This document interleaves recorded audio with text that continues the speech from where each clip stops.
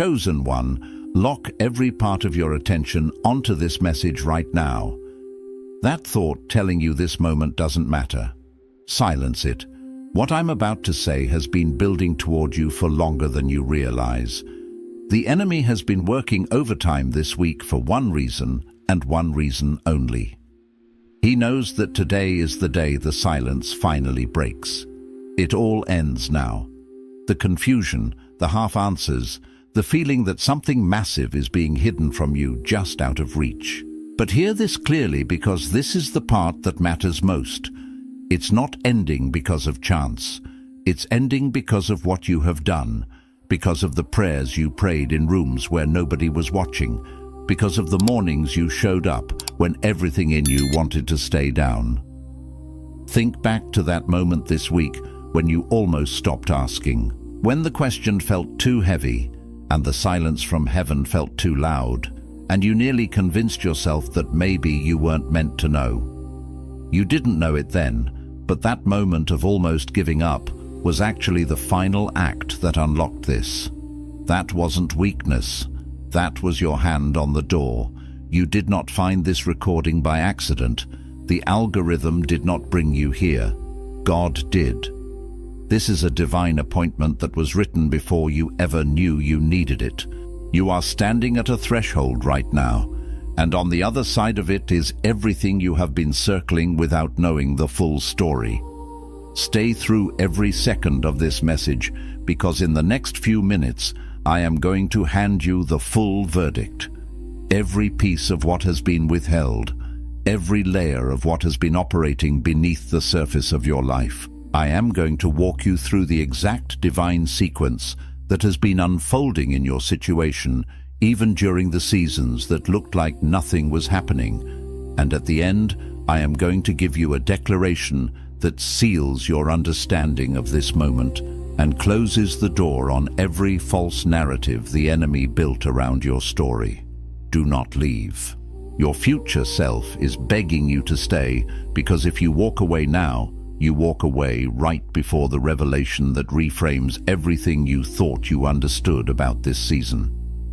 I know what the last 72 hours have felt like. It hasn't just been quiet. It has been pressurized, like something enormous is right on the edge of being said, and the atmosphere itself is holding its breath. Maybe you have been carrying a question for weeks, maybe months, and this week the weight of not knowing finally started to feel unbearable. Maybe you found yourself sitting in silence yesterday, not because you were at peace, but because you were exhausted from all the thinking, all the processing, all the trying to understand what has really been happening in your life. Or maybe you woke up at 3 in the morning this week, and instead of fear, what you felt was a deep, unsettled hunger. Like your spirit knew that something was about to be revealed, and it could not wait until morning.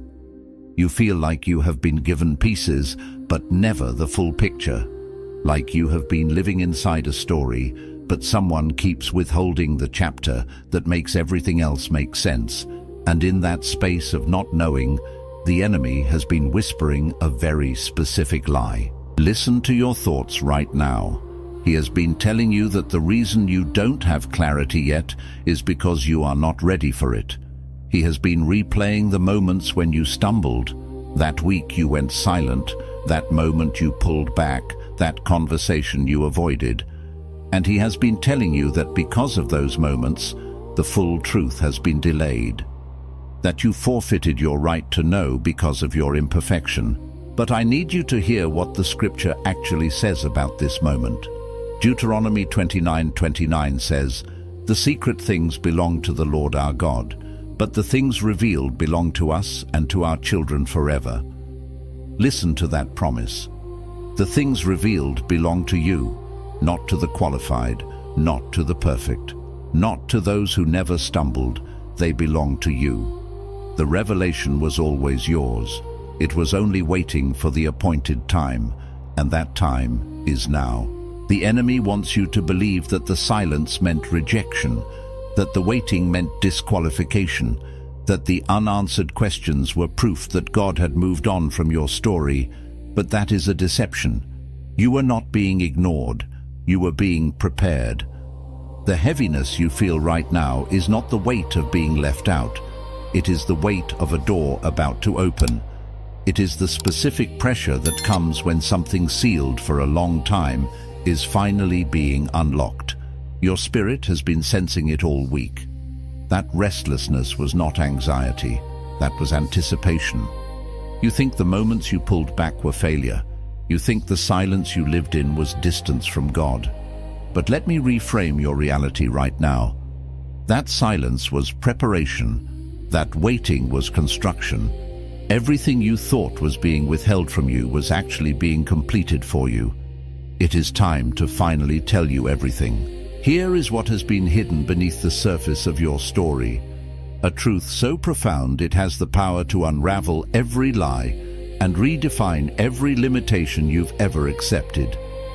You were not chosen because you were the strongest candidate in a divine competition, meticulously weighed against others for your worthiness.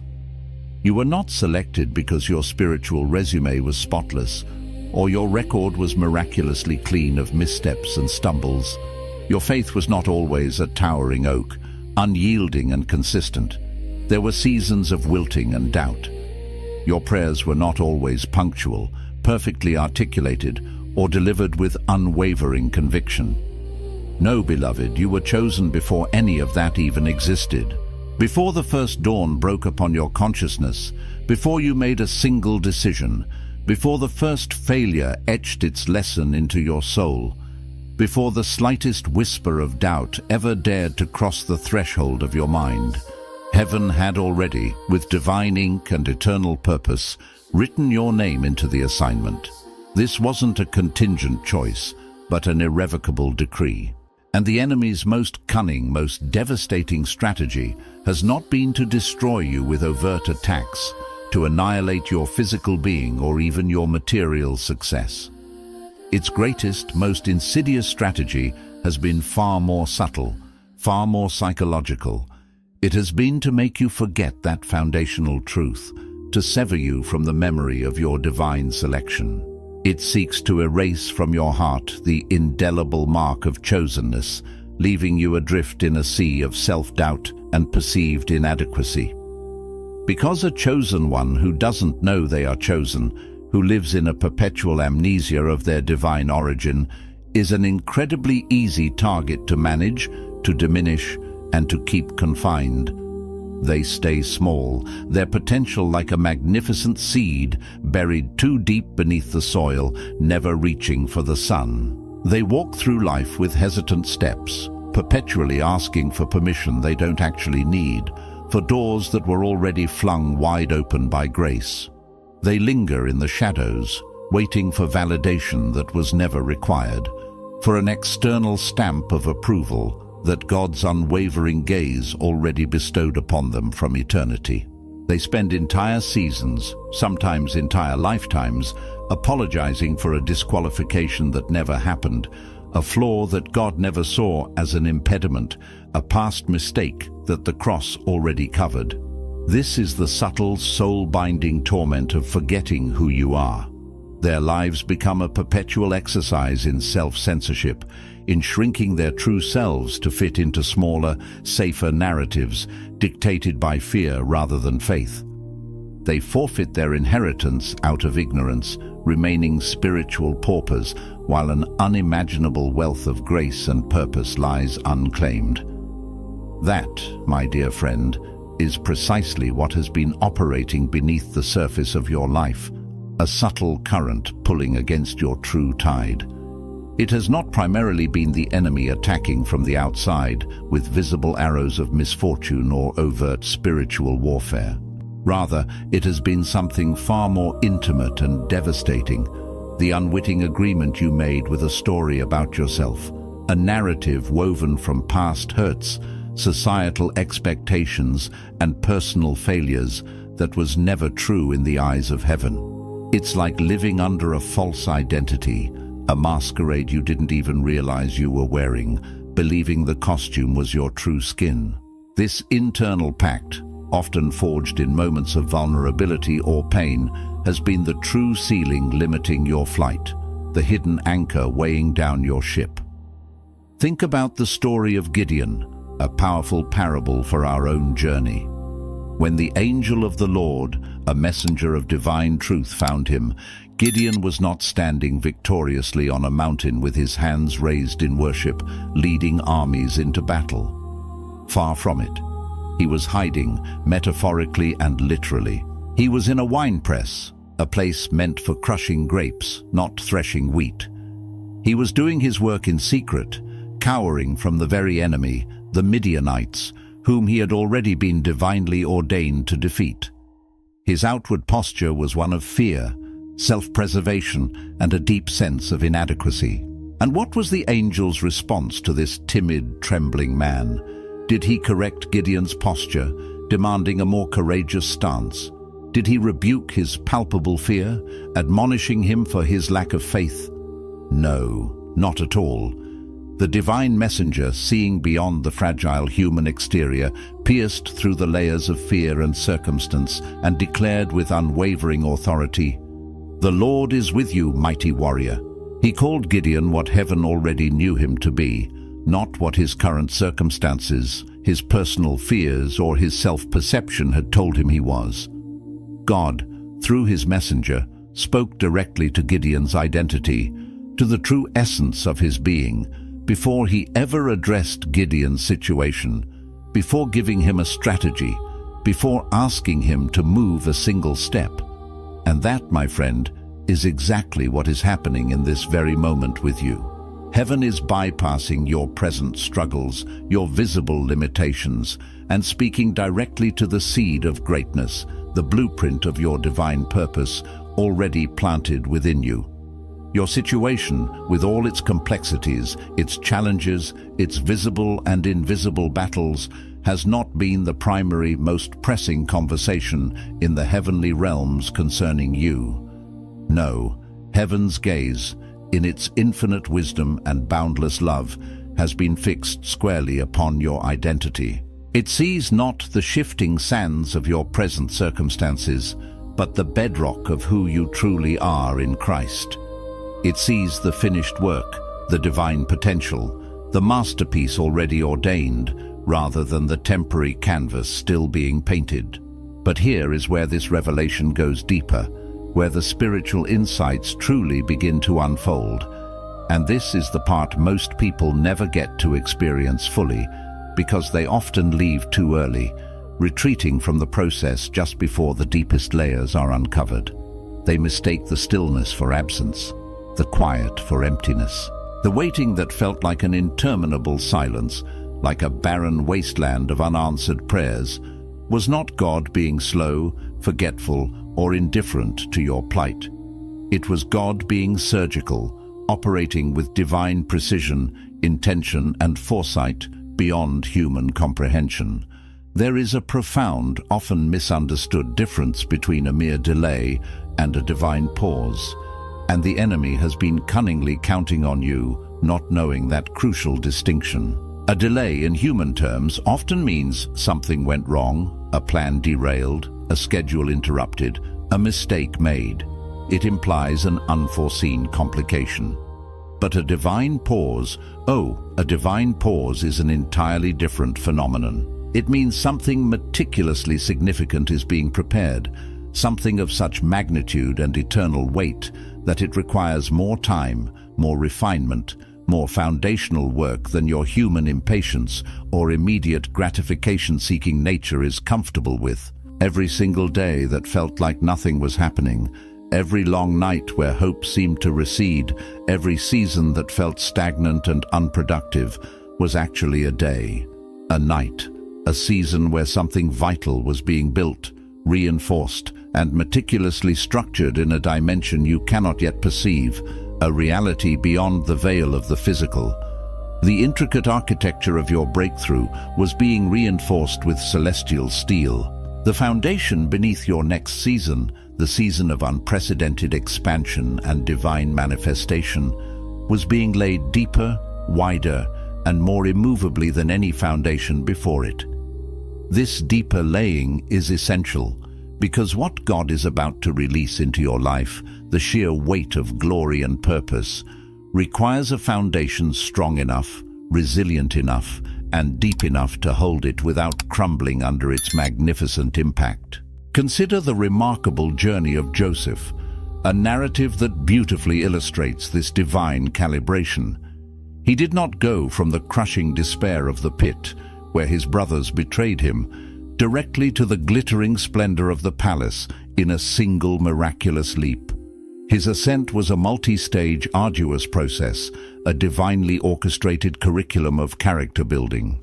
He went from the pit of familial betrayal to the relative comfort, yet still restrictive environment of Potiphar's house. From Potiphar's house, a place of false accusation and unjust suffering, he was plunged into the literal darkness and anonymity of the prison. And only from the prison, after years of forgotten potential, did he finally ascend to the throne of Egypt. At every single stage of this tortuous journey, to the casual observer, it looked like he had been forgotten by God, abandoned by every promise. It looked like the vibrant dream of his youth, the vision of bowing sheaves, had withered and died, a cruel illusion. It looked like the prophetic word God gave him was a cruel joke, a taunt in the face of his suffering.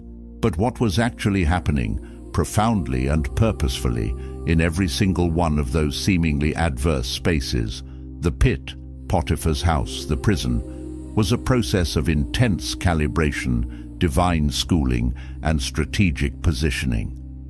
God was not punishing Joseph for some hidden sin. He was positioning him, meticulously aligning every circumstance to forge the leader, the provider, the savior of nations he was destined to be.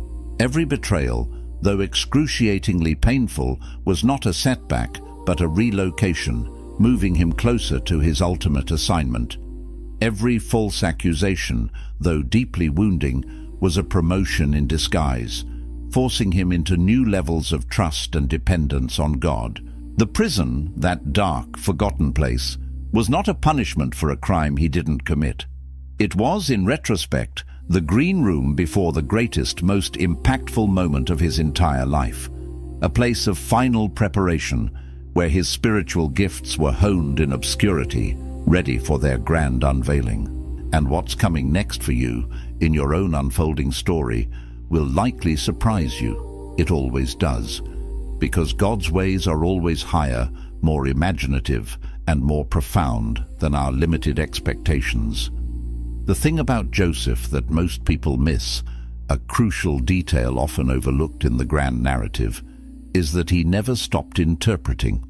Even in the depths of the prison, a place of despair, isolation, and injustice, when he had every human reason to retreat into silence, to surrender to the corrosive bitterness of his circumstances, to let hope die within him, he was still actively using his divine gift. He interpreted the butler's dream. He interpreted the baker's dream. He kept functioning, kept serving, kept exercising his spiritual purpose, even in a place that had absolutely no visible connection, no apparent pathway to his ultimate destiny or the fulfillment of his childhood dreams. And that consistent, unwavering obedience in the hidden place, that faithfulness in obscurity, that quiet cultivation of his gift, even when it seemed pointless, is precisely what the cupbearer remembered 2 long years later, when Pharaoh, at the pinnacle of his power, desperately needed someone who could hear directly from God, someone who could unravel the mysteries of the unseen. You, my beloved, have also been in a hidden place, a season of obscurity, quiet growth, and perhaps even perceived abandonment. And I need you to hear this truth with every fiber of your being. You have not stopped functioning in that hidden place, far from it. The prayers you prayed in private, whispered into the silence of your room when no one else could hear. The worship you offered in quiet moments, when no human eye was watching, when no applause was sought or received. The difficult internal decision to keep believing, to cling to hope, to trust in an unseen hand when every external sign, every logical indicator, every cynical voice told you unequivocally to stop, to give up, to surrender to despair. That, my friend, was you interpreting in the prison. That was you staying faithful to your gift, to your calling, to your divine purpose, in a season that felt overwhelmingly like abandonment, like forgetfulness, like a cruel detour. And heaven remembers. Heaven meticulously records and cherishes every act of faithfulness in the secret place. Heaven does not forget what happens in the hidden place, for it is often more significant than what unfolds in the spotlight. Because the hidden place is not outside of the story of your life. It is not merely a pause or an interlude. The hidden place is, in fact, where the most crucial, most transformative chapters of your story are actually written, forged in the fires of unseen devotion and unwavering trust. It is the crucible where character is refined, where the seed of destiny germinates in the fertile darkness, preparing for a magnificent bloom. Now, once you truly understand that profound truth, that your chosenness is inherent, that your waiting is purposeful, and that your hidden faithfulness is divinely recorded, you are finally ready for this next pivotal insight. There has been a subtle but persistent pattern operating in your life, a recurring dynamic that you have likely mislabeled, perhaps as bad luck, or attributed to spiritual attack, or internalized as personal failure. But I tell you, it is none of those things in isolation. It is, at its core, a cycle, and cycles are fundamentally not punishments sent from a wrathful God. They are, rather, expressions of unbroken agreements, often subconscious, that continue to dictate your reality.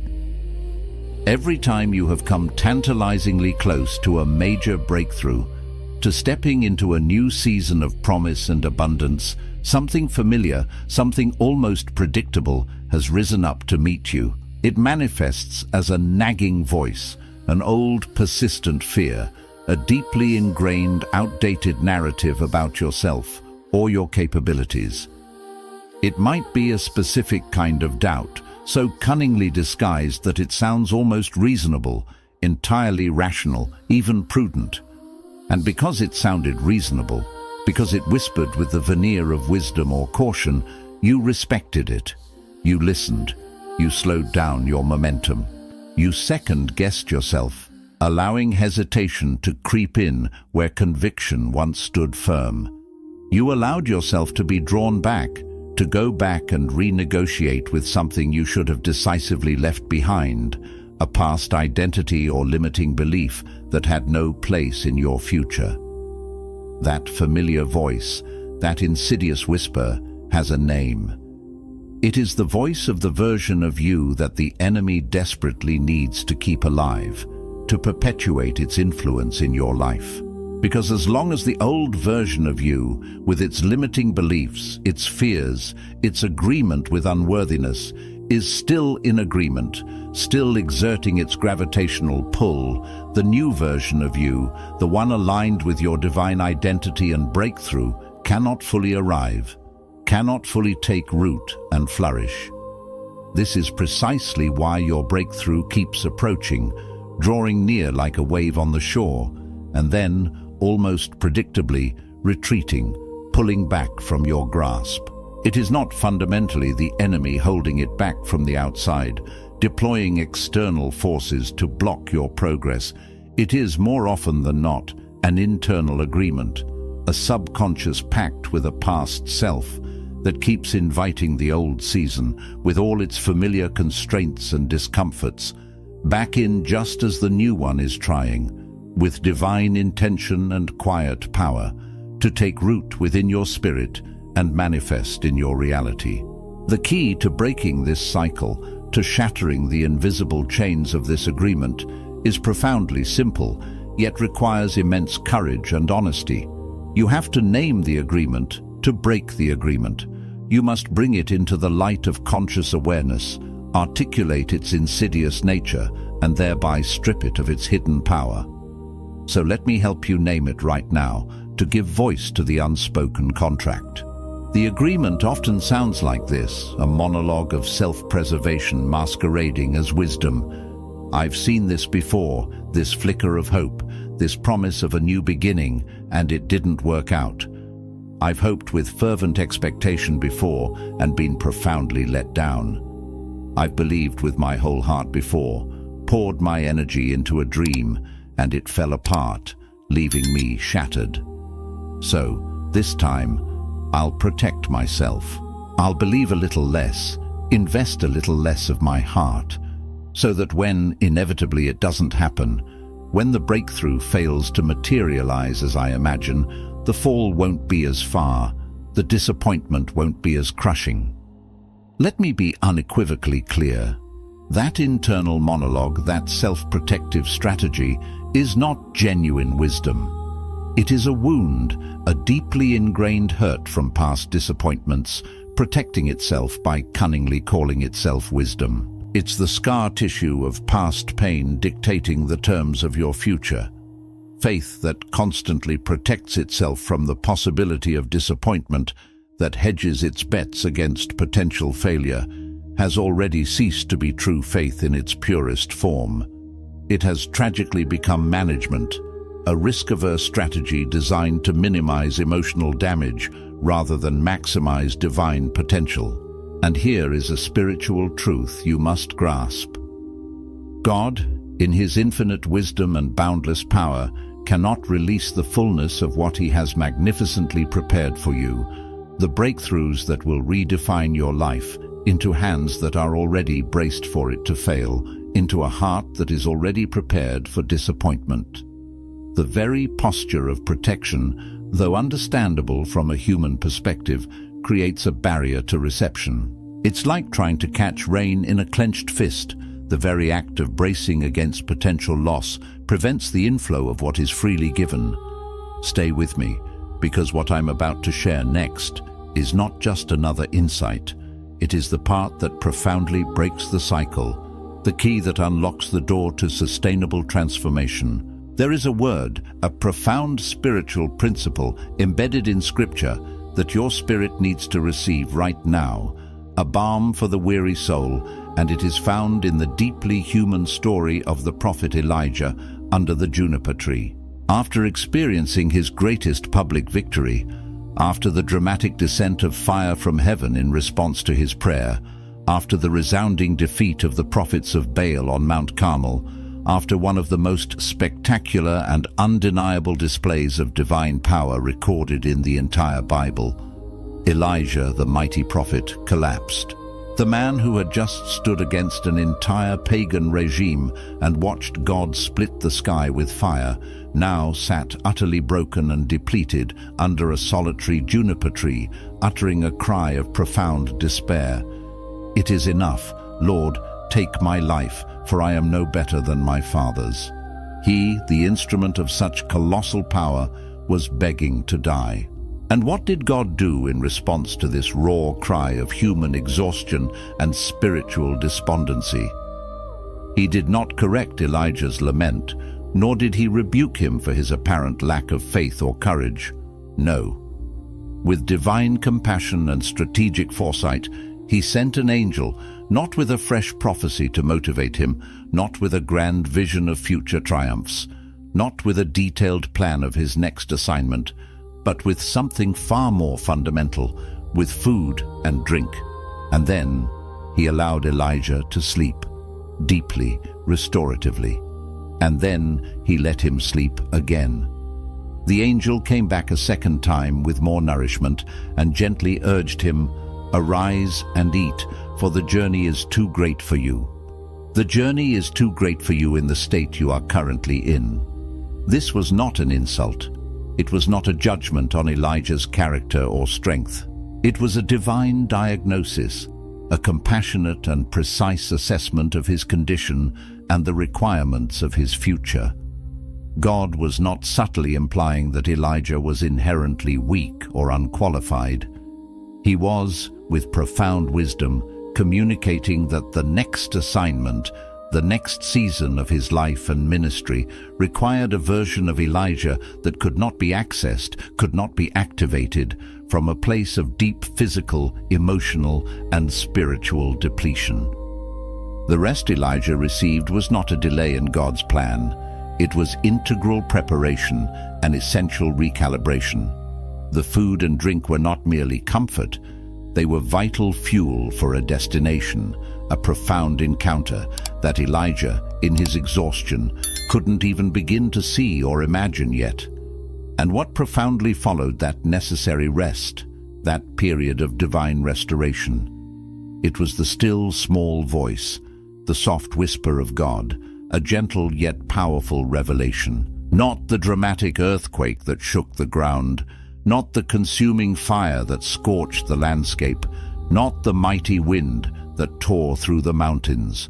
The still, small voice, which means that if Elijah had remained in his state of profound exhaustion, his spirit cluttered with internal noise and the roar of his own striving, he would have been too loud inside, too tumultuous, too distracted to hear the subtle, profound truth that God was actually speaking to him, the guiding words that would redefine his mission.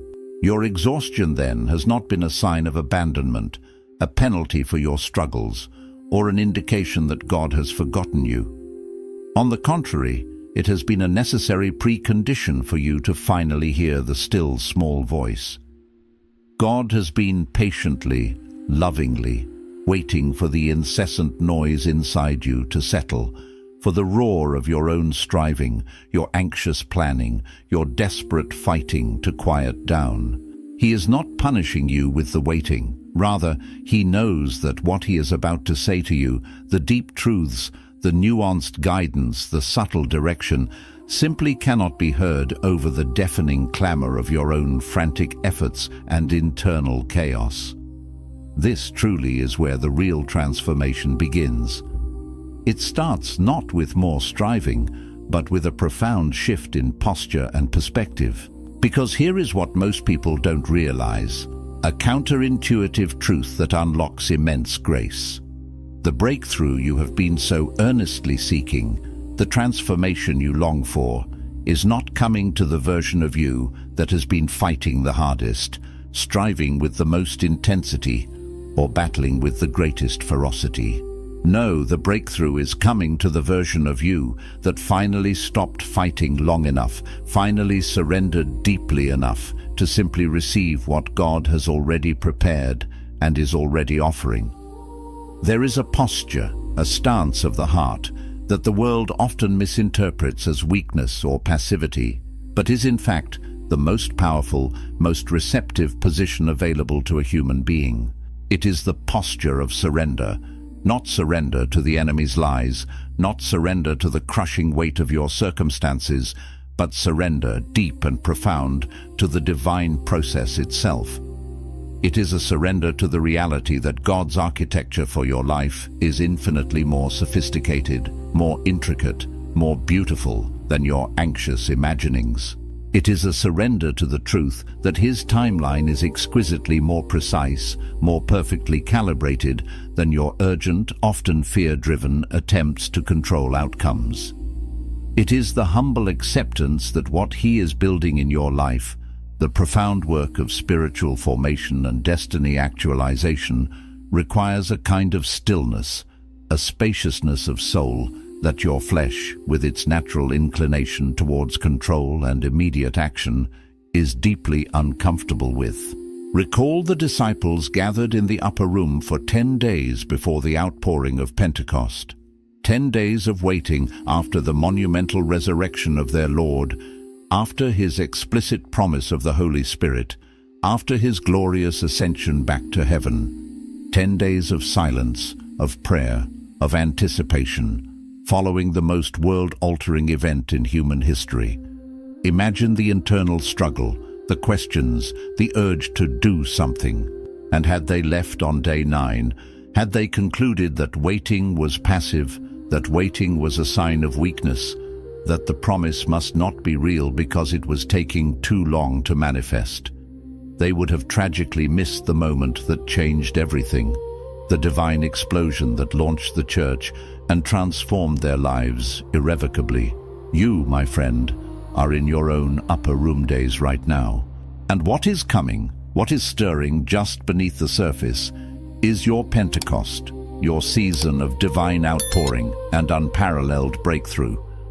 But before that breathtaking breakthrough fully breaks open, and I need you to hear this next part with everything in you, with an openness that transcends your protective instincts, there is something you have been calling faith that you need to honestly and courageously examine.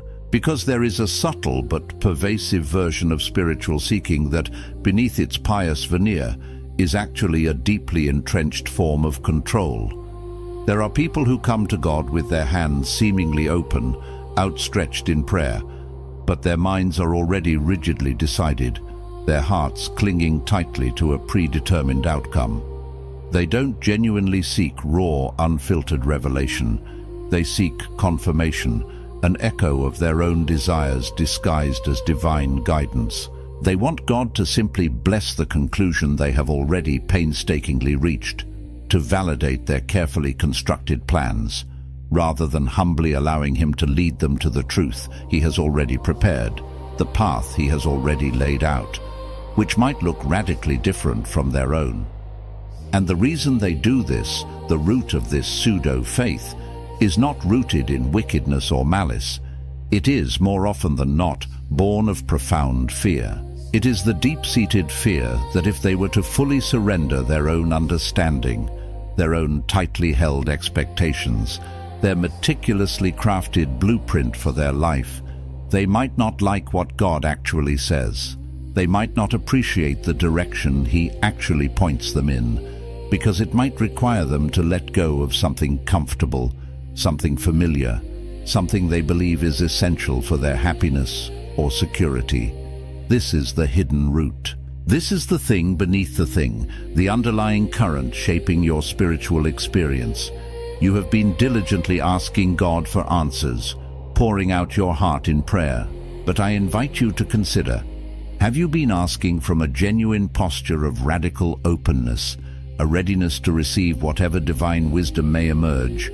Or have you been asking from a posture of hoping He simply confirms what you already desperately want to be true, what you have already decided must happen? Because God is not merely a cosmic validator, a celestial echo chamber for your personal preferences. He is a loving, sovereign Father who tells the truth, who speaks uncomfortable realities, even when the truth is difficult to hear, even when it requires a dismantling of your cherished expectations. And sometimes, the very silence you have been experiencing, the perceived absence of an immediate answer, has not been a delay born of divine indifference. It has been God patiently, tenderly waiting for you to be willing, truly willing, to hear something that might require you to finally let go of something you have been holding on to, perhaps unknowingly, far too tightly. He waits for your heart to truly open, to release its grip on its own finite wisdom, so that His infinite wisdom can flow in. That thing you've been holding too tightly, you already know what it is, don't you? It surfaced in your mind, a quiet knowing, just now as I uttered those words. It's the unspoken condition, the absolute outcome, the non-negotiable resolution that you keep unconsciously building your prayers around, the central pillar of your desired future. It's the outcome you've decided, without ever consciously articulating it, must absolutely happen for your life to make sense, for your story to find its happy ending. It might be a specific person, a particular door of opportunity, a certain kind of resolution to a long-standing challenge that you have quietly, subtly, almost imperceptibly made non-negotiable in your heart, without fully realizing that you have done so. You have been approaching God, in essence, praying with one hand open to receive, but with the other hand clenched into a tight fist, clutching onto your specific demand. And that internal contradiction, that profound dissonance between your open hand and your closed fist, has been creating a frequency that is not fully surrendered and therefore not fully receivable. It creates a static that hinders the clear transmission of divine grace. Let me assure you, this is not condemnation. This is not a judgment on your faith or your intentions. On the contrary, this is perhaps the most liberating thing I can possibly say to you today, because it places the power of transformation back into your hands. Because the very moment you consciously, deliberately release that grip, not on your deepest desire itself, for God delights in the desires of your heart, but on your rigid demand for a specific outcome, a particular timeline, a predetermined architecture for its fulfillment. That is the precise moment the pipeline between your spirit and heaven fully opens, unhindered and unrestricted. You can still wholeheartedly want what you want. You can still bring every deep longing, every raw ache, every honest cry of your heart before God with complete transparency and vulnerability. But the profound act of surrender, the liberating choice, is this. Not my timeline, not my carefully constructed architecture, not my human conditions for fulfillment, but your will, your sovereign way, your perfect timing, and I trust, with an unwavering faith, that your answer, your unfolding, your ultimate plan, is infinitely better than my most imaginative plan, even if it doesn't look like what I initially imagined or expected. That kind of surrender, far from being the death of your cherished dream, is in fact the very resurrection of it. It is the moment your dream is released from the confines of your limited understanding and elevated into the boundless creative power of God's perfect design. Consider the ultimate testament to this principle in the story of Abraham and Isaac. Abraham did not fully receive Isaac, the son of promise, the heir of nations, until he demonstrated on Mount Moriah that he was utterly willing to release Isaac back to God. The profound willingness to let go, to hold loosely what was most precious to him, was the precise condition under which God could finally say, "Now I know." Not, of course, because God didn't already possess perfect knowledge of Abraham's heart. Rather, it was because Abraham himself needed to know. Abraham needed to embark on that agonizing journey, to face that ultimate test, to discover for himself what was truly, deeply within his own heart. And when he discovered it, when he found, in that searing moment of ultimate sacrifice, that his grip on God, on the giver, was infinitely stronger, more foundational, and more unwavering than his grip on the promise, on the gift itself, that was the exact moment the angel intervened, stopping his hand, and the ram, the divine provision, miraculously appeared, caught in the thicket, already there. Your ram, your divine provision, your breakthrough is already in the thicket. It is already there, held in readiness in the unseen realms, meticulously prepared for you. But it cannot fully reveal itself. It cannot manifest in your physical reality until your hand releases what you have been gripping so tightly, so desperately, that you can no longer feel God's loving, guiding hand in yours. Your clenched fist has inadvertently created a barrier. And here is the part you probably did not expect, the deepest layer of spiritual insight that might reframe everything for you. The thing that has been blocking your next level, the true impediment to your breakthrough, is not primarily the enemy's direct assignment against you, though spiritual opposition is real. It is not your past mistakes or the shadows of your history. It is not even the people who failed you or betrayed you, or the doors that seemingly closed permanently, or the timing that never seemed to line up.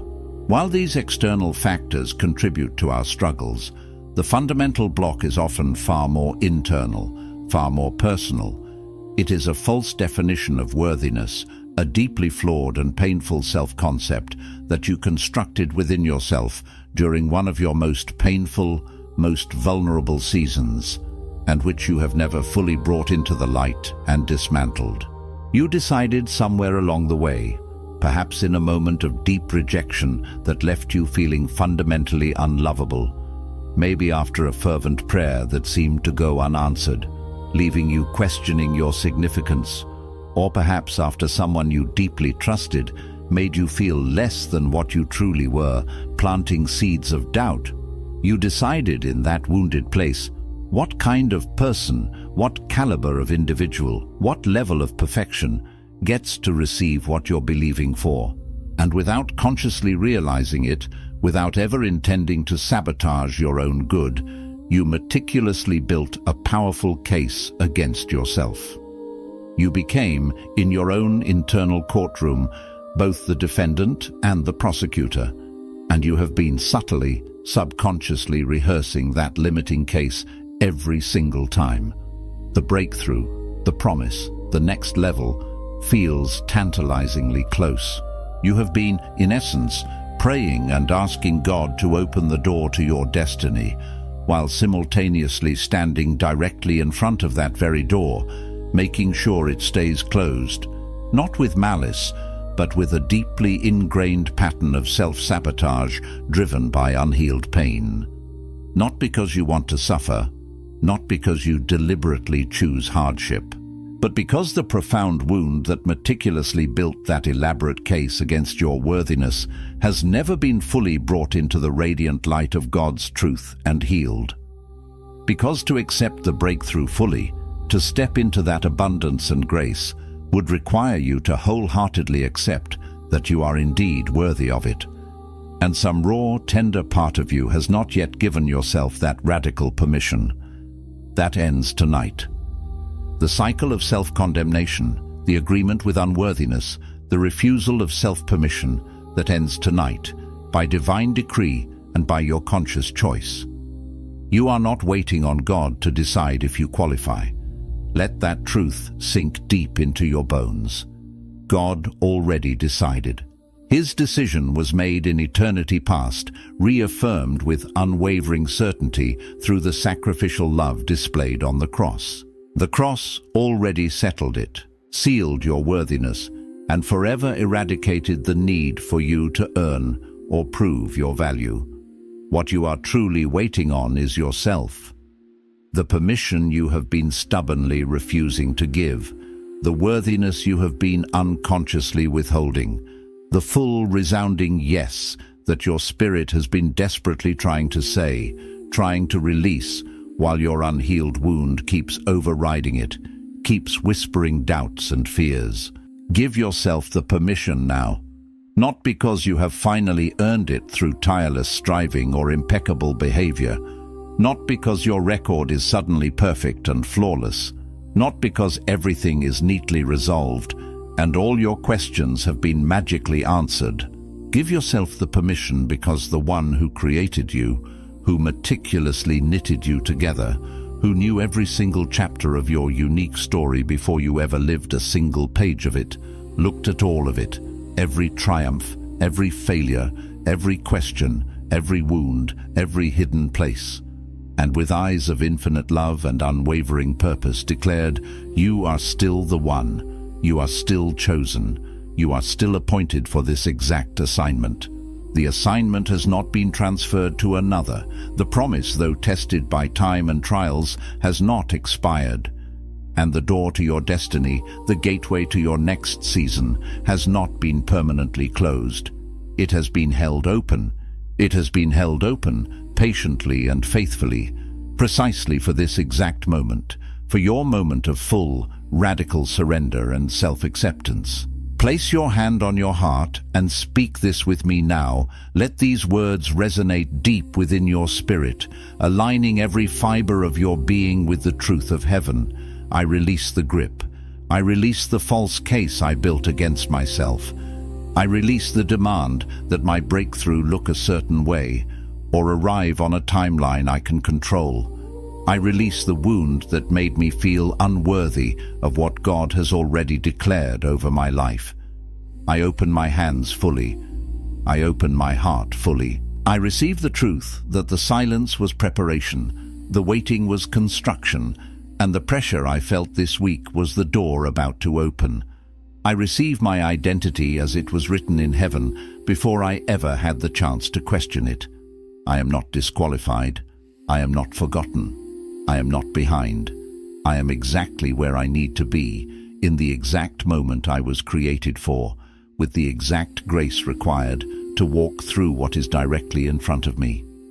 The cycle breaks today. The agreement with the old narrative ends right now. I step into this new season without apology, without hesitation, and without the weight of a story that was never mine to carry. I am the one God chose, and I walk forward like it. If this message reached something profound within you, something that nothing else has touched or stirred in a long, long time, do not let it end here. Do not hold this truth captive within yourself. Share it with someone who has been in their own season of silence this week. Someone whose spirit is hungry, whose soul is parched for what you have just received. Because this word, this revelation, was not given to you to stay only with you like a hidden treasure. It was given to you to move, to flow, to liberate others. And as you courageously release it, as you generously share this truth with someone else, watch what God, in his boundless generosity and divine reciprocity, releases in return into your own life.